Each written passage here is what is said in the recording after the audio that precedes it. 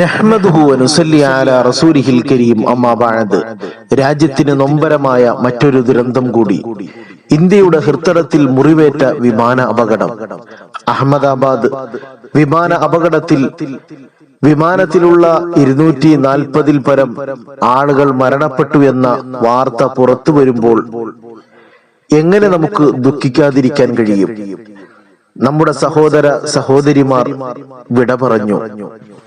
കപ്പൽ അപകടങ്ങളുടെ ഞെട്ടൽ മാറുന്നതിനു മുമ്പേ വിമാന അപകടങ്ങൾ, ദുരന്തങ്ങൾ ആവർത്തിക്കുകയാണ്. റബ്ബ് നമ്മെ എല്ലാവരെയും കാത്തിരക്ഷിക്കട്ടെ.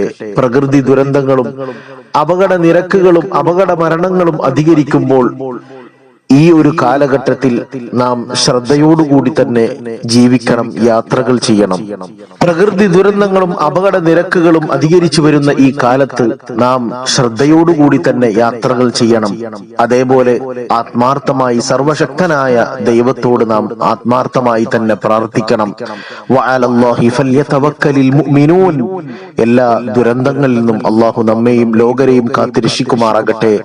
മരണപ്പെട്ടവരുടെ കുടുംബങ്ങൾക്ക് സഹിക്കാനും ക്ഷമിക്കാനുമുള്ള ഭാഗ്യം അല്ലാഹു പ്രദാനം ചെയ്യുമാറാകട്ടെ. റബ്ബനാ തഖബ്ബൽ മിന്നാ ഇന്നക അൻതസ് സമീഉൽ അലീം വതുബ് അലൈനാ ഇന്നക അൻതത് തവ്വാബുർ റഹീം. ആമീൻ ബിറഹ്മതിക യാ അർഹമർ റഹീമീൻ. സല്ലല്ലാഹു അലാ മുഹമ്മദ് സല്ലല്ലാഹു